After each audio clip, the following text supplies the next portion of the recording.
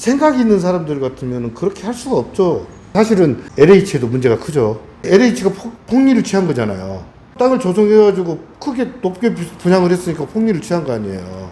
그 LH라는 게 이익 집단이 아니잖아요.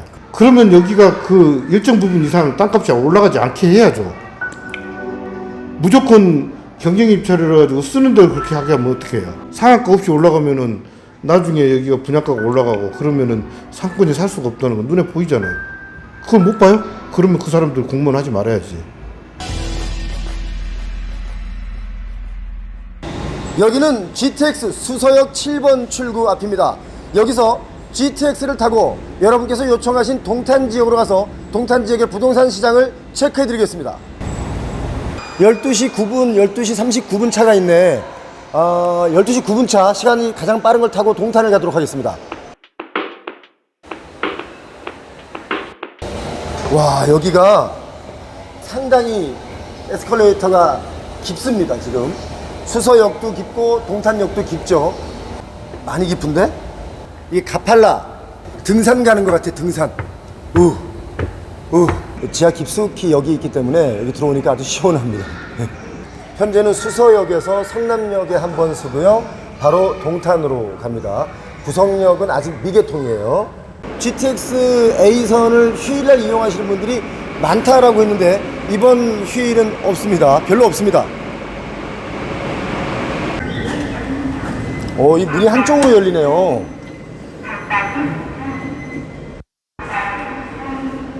별로 없어. 이 열차 안에는 지금 저희 카메라 감독하고 저하고 둘밖에 없습니다. 아무도 없습니다. 일단 저는 여기를 앉도록 하겠습니다. GTX A 노선 일부 구간이 개통이 된 지 한 달이 넘었는데요. 주민들은 한껏 기대를 했지만 막상 뚜껑을 열어보니 지금 보시는 바와 같습니다. GTX A 노선 운정부터 킨텍스, 대곡, 창릉, 연신내, 서울역, 삼성을 지나서 수서, 성남, 구성, 동탄인데 삼성역 아직 개통이 안 됐고요. 28년에 개통 예정이죠. 여기가 좀 요즘에 살짝 문제가 좀 있습니다. 평일에는 한 하루에 7,600명, 주말에는 한 10,000명 조금 넘게 이용하기 때문에 하루 평균 잡아보니까 한 8,500명 정도가 탑니다. 그래서 지난 한 달 동안 몇 명이 이용했나 봤더니 26만 명이 조금 넘게 이용했는데, 중요한 것은 국토부의 처음에 예상은 더 많았죠. 예상보다 한 44, 5% 정도밖에 안 탄다 이겁니다. 사실 이용률을 따지기는 뭐 램프업 기간이 좀 필요하죠. 어떤 예측보다 이용객 수가 더 늘어나는 그 램프업 기간이 좀 남아있기 때문에 좀 더 지켜봐야 되겠지만, 일단 뚜껑을 열었을 때 기대보다는 이거 뭐지? 하는 느낌이 좀 더 강합니다. 준고속 열차이기 때문에 소음이 좀 있을 수 있는데 이 정도면 뭐 크게 소음은 문제가 있다라고 볼 수는 없는 것 같아요. 달리는 속도가 약간의 소리로 좀 느껴집니다. GTX 선 따라서 아파트 값이 너무 급등했지 않습니까? 그런데 추격 매수를 한다는 것은 좀 위험할 수 있습니다. 이 GTX의 뉴스가 나올 때 그때 기대에 의해서 마구 뛰던 집값이 정작 GTX가 개통이 되고 나면 오히려 집값은 좀 더 하락하거나 머물러 있을 수가 있거든요. 지금 인도곤의 경우는 물론 뭐 GTX가 아직까지 개통이 되고 있지 않지만 인도곤은 최고가 대비 아직도 GTX 바람 타고 올랐던 그 최고가에 30% 하락돼서 매매 물건들이 많이 나와 있습니다. 그래서 추격 매수는 지금 시기에는 맞지 않다. GTX가 다 개통이 되고 나면 제 생각인데 GTX가 머무르는 역의 주택 가격, 아파트 가격은 조금 더 오를 수도 있고, 보합으로 그 선을, 올라가 있는 선을 좀 지킬 수는 있지만 그 GTX가 가는 그 지역의 오피스 시장 또는 상권, 이런 것은 좀 어쩌면 위험해질 수 있다라고 저는 봅니다. 왜냐하면 강원도 춘천의 경우도 ITX 열차가 생기고 나서 그쪽에 있는 오피스 시장이랄지 이런 것들은 좀 주춤하고 많이 좀 기울어졌거든요. 그런데 그 왜 그러냐면 출퇴근이 서울로 가능하기 때문에 그 지역의 오피스 시장이랄지 상가 이런 것은 좀 많이 하락할 수 있다, 저는 그렇게 보고 있죠. 성남역에서 또 몇 사람 타서 이제 몇 분이 이 안에 열차에 탔습니다. 대략 20분 만에 동탄역에 드디어 도착했는데요. 동탄역 GTX A라인을 두고 동탄역 인근의 부동산 가격이 엄청나게 뛰어 올랐죠. 과연 지금은 어떤지 팩트 체크 한번 해보겠습니다. 동탄역 롯데캐슬 아파트인데요. 41평이 지난 4월에 22억의 신고가로 거래되면서 화제가 되었던 아파트죠. 이 아파트의 41평 분양가는 2017년 12월에 5억 6천만 원 선이었습니다. 그런데 최근에 22억에 거래가 됐으니까 7년 만에 16억 정도 상승한 겁니다. 그러나 22억이란 가격은 송파구 잠실의 리센츠 33평의 가격이죠. 부동산 중개소를 들려봤는데요. 가격이 많. 저기 유튜브 자주 보는데 아, 그래요? 구독자님. 아, 그래? 동탄역 주변으로 해서 이쪽만 좀 많이 높게 지금 되어 있고 거리가 좀 멀어질수록 갭 차이가 현재는 꽤 많이 나요. 그러니까 동탄도 이 동탄역에서만 좀 비싸다 거래가 되고 이제 이런 것들이 뉴스에 많이 나니까 여기 전체가 다 비싼 줄 아는 거예요, 그죠? 그렇죠. 그런데 알고 보면 동탄역에 가까운 데만 좀 가격이 올라서 거래가 되고 나머지는 최고가 대비 많이 하락해서 지금도 거래가 되더라고요. 맞아요. 그 전보다는 좀 떨어지긴 했죠. 지금 동탄역이 여기잖아요. 지금은 여기 주변으로만 가격이 좀 높게 형성이 돼 있고 이제 다른 도시는 주변 바로 옆 단지랑 시세 차이가 그렇게 크지 않잖아요. 예. 네, 지금은 여기 동탄역에서 좀 멀어질수록 갭 차이가 좀 커요 지금. 그러니까 동탄에 값이 올랐다라고 하는 그런 뉴스 언론들이 요리기를 얘기하는 거지 여기 전체 이렇게 얘기하는 건 아니다. 그렇죠. 요즘 집 보러 오신 분들 많이 있어요? 동탄 여기 에어리어에? GTX 개통되고 나서는 뭐 서울 사시던 분들도 일부러 그걸 타고 이쪽으로 와보시더라고요. 가격 면에서는 뭐라 그래요? 가격은 싸다고 하세요 오히려. 왜냐면 서울 이제 변두리 같은 데랑 여기랑 지금 비교해 보면 크게 차이 안 나거든요. 여기가 더 비싸요. 그렇죠. 동탄이? 뭐 메인 자리는 그런데 여기 당장 뭐 건너편 쪽에 아파트만 봐도 예. 뭐 서울 약간 변두리 쪽 뭐 한 13억 정도 가잖아요. 그거랑 크게 차이 안 나요 지금. 그러니까 여기는 비싼데 바로 길 하나 두고 여기는 가격 차이가 많이 나요. 여기 말씀하신 게 지금 롯데캐슬 말씀하신 네. 것 같은데 롯데캐슬이 지금 가격대가 제일 높고 우남 포스코 하나 요 예. 아파트 단지는 그래도 가격대가 조금 떨어져요. 예. 네, 요거랑 좀 비교를 하면 좀 그런 것 같아요. 또 다른 부동산을 가봤는데요. 여기 상가도 좀 빈 데가 많네요. 여기 바로 아파트 앞인데. 예, 월세가 비싸서 그러는데요.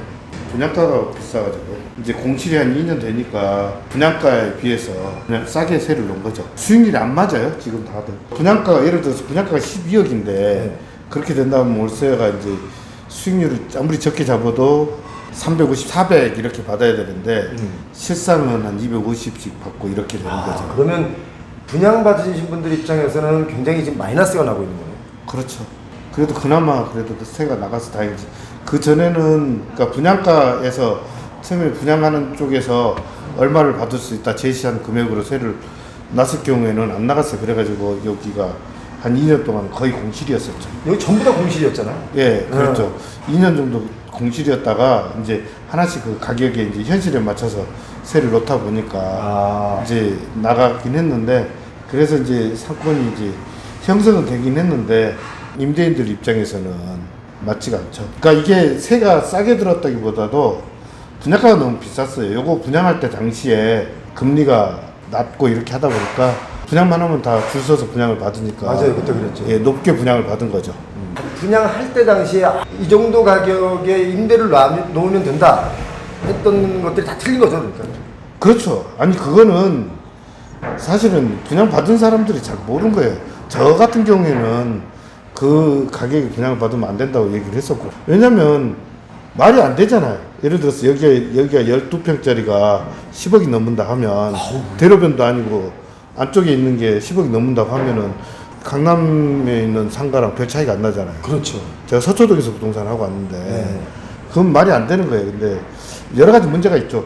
여기를 이제 첫 번째 문제는 경쟁 입찰을 하다 보니까 토지 분양가가 높아졌고 시행사들이 토지를 사들일 때 예. 서로 사서 분양만 하면 대박이 나니까 막 높은 가격에 입찰을 한 거 아니에요. 그렇죠. 두 가지가 있어요. 그때 당시에는 금리가 낮기 때문에 분양만 하면은 얼마에 분양하든 분양만 하면 분양이 다 되니까 그 금액하고 상관없이 토지를 낙찰을 받았고요. 그 시행사에서 또 한 가지는 에서 여기 있는 동탄에 있는 상가들 본인들이 다 아도를 치려고 그러려고 이제 무리하게 이제 세게 나가니까 다른 사람들도 나도 하나 받아보자 하는 사람들이 같이 해서 이제 금액이 올라간 거죠. 그런 말 많이 해. 여기 동탄의 상가를 다 망가뜨렸다. 그것 때문에 분양가들이 다 올라갔기 때문에 생각이 있는 사람들 같으면 그렇게 할 수가 없죠. 대로변도 아니고 안쪽을 뭐 12평, 13평짜리를 10억을 넘게 분양을 받아요. 사실은 LH에도 문제가 크죠. LH가 폭리를 취한 거잖아요. 땅을 조성해가지고 크게 높게 분양을 했으니까 폭리를 취한 거 아니에요. 그 LH라는 게 이익 집단이 아니잖아요. 그러면 여기가 그 일정 부분 이상 땅값이 올라가지 않게 해야죠. 무조건 경쟁 입찰을 해가지고 쓰는 데를 그렇게 하게 하면 어떻게 해요? 상한가 하한가를 같이 맞춰놔야죠. LH인데 상한가 없이 올라가면은 나중에 여기가 분양가가 올라가고 그러면은 상권이 살 수가 없다는 건 눈에 보이잖아요. 그걸 못 봐요? 그러면 그 사람들 공무원 하지 말아야지. 내노라는 그 국가의 그 공무원들이 그것만 하는 사람들이 그걸 모른다는 게 말이 돼요? 그러면서 맨날 적자라고 그러니까. 지금 동탄역 주변에 경부고속도로 지하화 공사가 마무리 단계에 진입했는데요. 상판을 덮고 공원 공사가 한창 진행 중입니다. 야, 여기 정말 신기한 것은요. 아파트 가격은 많이 뛰었다라고 하지만 상업용 시설, 상가는 어딜 가나 이렇게 공실이 많습니다. 아파트 바로 맞은편인데 이렇게 공실이 있는 거예요. 이야, 여기는 정말 신기하다. 이 모서리인데 여기가 공실이에요. 여기 바로 아파트거든요. 롯데캐슬. 그런데 여기가 공실입니다. 보통 상가는 이렇게 도로변에 모퉁이가 아주 비싼 상가인데도 불구하고 그런 곳마다 공실이에요. 그럼 뭐냐면 상가는 비싸다 싶으면 이제는 사람들이 임차도 들어오지 않는 거죠. 오늘 동탄의 부동산 시장을 좀 몇 군데 가봤는데요. 부동산 가격을 가장 높게 띄운 것은 바로 땅값이었습니다. 땅값을 높게만 살 수 있는 그 제도가 결국 부동산의 가격의 급등을 키웠다. 특히 신도시의 땅값은 경쟁 입찰이다 보니까 1등과 2등의 그 땅값 써낸 차이가 엄청나게 많이 부풀려져서 1등이 낙찰받다 보니까 분양 가격이 뛸 수밖에 없었다. 표영호 TV였습니다.